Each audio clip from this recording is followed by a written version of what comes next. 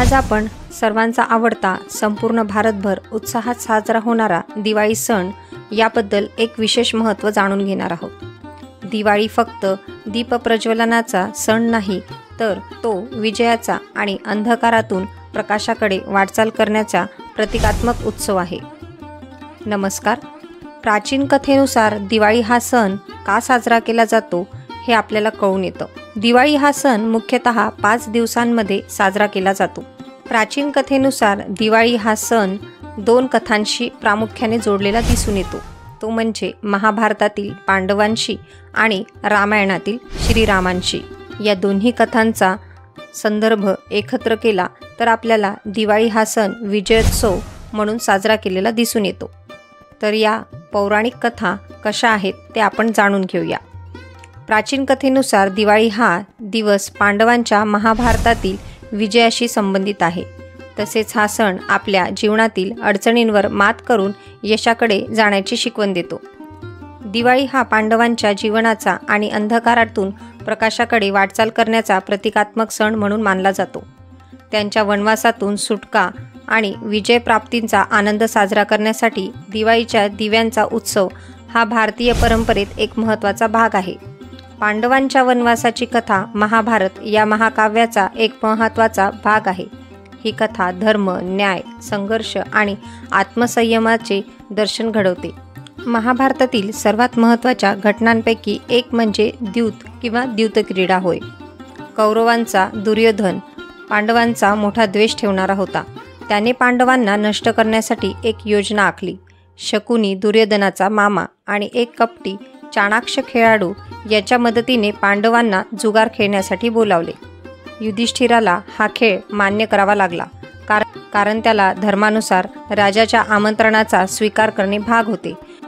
शकुनीने युधिष्ठिराशी धूर्तपणे जुगार खेळला आणि त्याला युधिष्ठिरा आपले सर्व काही राज्य, वैभव, संपत्ती आणि अखेर आपले बंधू आणि आपली पत्नी द्रौपदी सुद्धा हरला।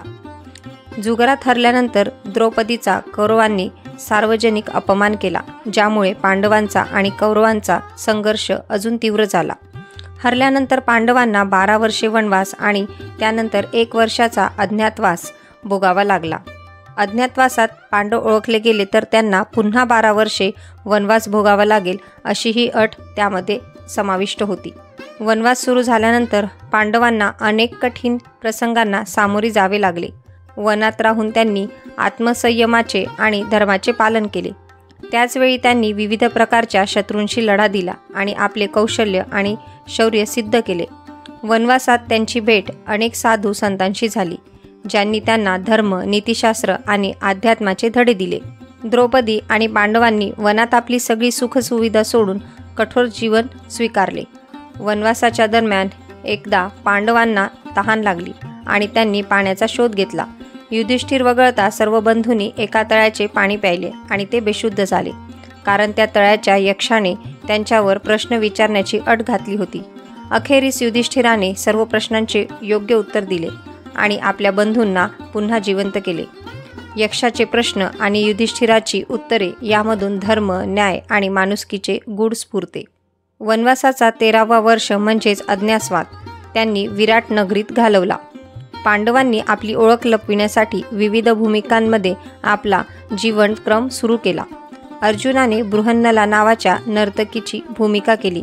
युधिष्ठिराने राजकुमाराचा गुरु म्हणून काम केले। भीमाने राजाचा स्वयंपाकी म्हणून काम केले। द्रौपदीने राणीची सेविका म्हणून काम केले। या दरम्यान कीचक नावाच्या एका बलाढ्य सैनिकाने द्रौपदीचा अपमान करण्याचा प्रयत्न केला। त्यानंतर भीमाने कीचकाचा वध करून द्रौपदीचा सन्मान वाचवला। ही घटना अज्ञातवासातील एक महत्त्वाची घटना आहे। अज्ञातवासातील शेवटच्या टप्प्यात पांडवांनी ओळख लपवून राहण्याचे ध्येय साध्य केले। त्यांच्या अज्ञातवासाच्या काळात विराट राजाच्या राज्यावर शत्रूंनी आक्रमण केले होते। त्यावेळी अर्जुनाने आपल्या शौर्याने शत्रूचा पराभव केला। अज्ञातवास पूर्ण झाल्यानंतर पांडवांनी आपली ओळख उघड केली आणि त्यांचा वनवासाचा काळ संपला।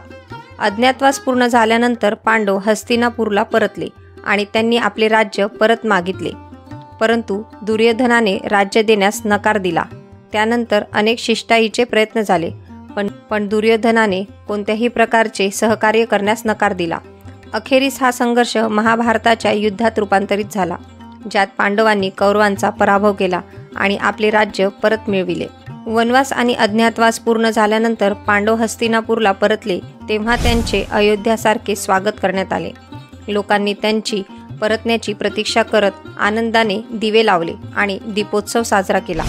हा दीपोत्सव म्हणजेच दिवाळीचा सण मानला जातो.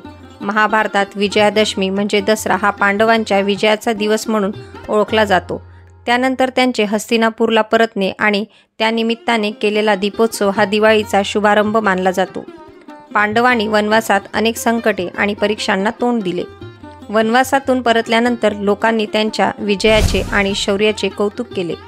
या प्रसंगाचा संदर्भ दिवाळीच्या दिव्यांशी जोडला गेला आहे, कारण दीपावलीच्या दिवशी आपणही अंधार दूर करण्याचा आणि प्रकाशाचा उत्सव साजरा करतो.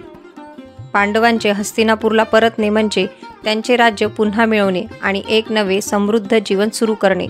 याच धर्तीवर दिवाळीचा सण समृद्धी, सुख आणि आनंद याच्या प्रतीक मानला जातो.